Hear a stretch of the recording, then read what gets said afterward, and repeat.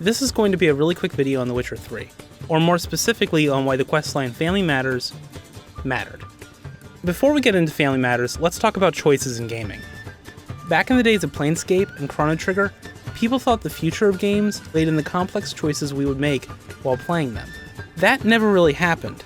Decision-making in games, if anything, became simpler. There are some general exceptions, but most decisions boil down into two options: rescue the little sister, or harvest her. Align with the light side, or the dark side. Go left, or go right. At some point, the focus shifted away from giving players the freedom of choice to giving them the illusion of choice, and that isn't such a bad thing. After all, any choice in video gaming will almost always be just an illusion. So Caden or Ashley? It won't ever really matter. The survivor will have to play the same role and hit the same marks, regardless of who you choose on Vermeer. And you might spend the meat of The Witcher 2's second act in Vergen or Henselt's camp, but you'll end up in Lochmuin just the same. So knowing these limitations, how can we make these decisions feel like they matter more than they actually do? Maybe we change the way characters treat you afterwards, or tie key decisions to game mechanics. But even then, most of the choices will still have clear consequences even before you make them. We see the choice with 20/20 vision, even without the aid of hindsight, and it's tough to ever make a mistake because of it. Whatever consequences we're left with, it's because we chose them, and that's a fatal flaw. It leads to a calculated kind of decision-making that hurts the overall story and highlights the artificiality of the game's branching paths. Or, to put it differently, the art of decision-making in games should have less to do with the choices themselves and more to do with the consequences. Damn you! I gave no thought to a funeral. It was a horror. I wanted it to end. That child had been my dream. So what does this all have to do with Family Matters?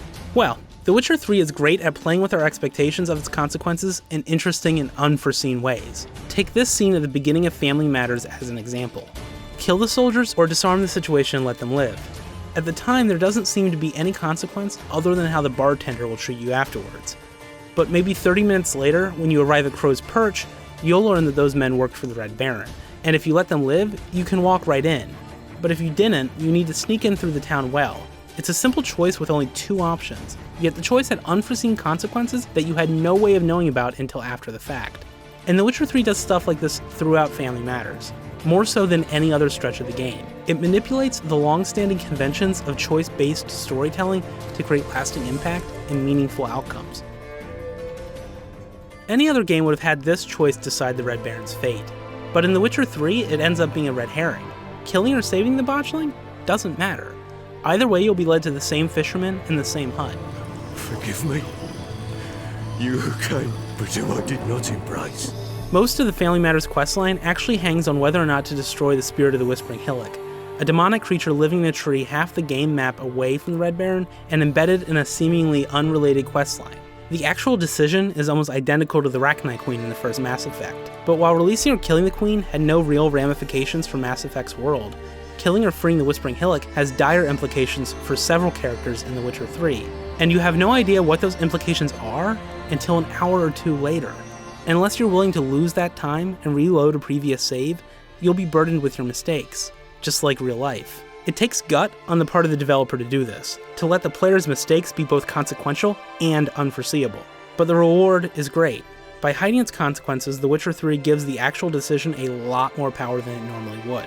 It also makes it feel like you made a real decision that impacted a real world, instead of a calculated choice in a video game.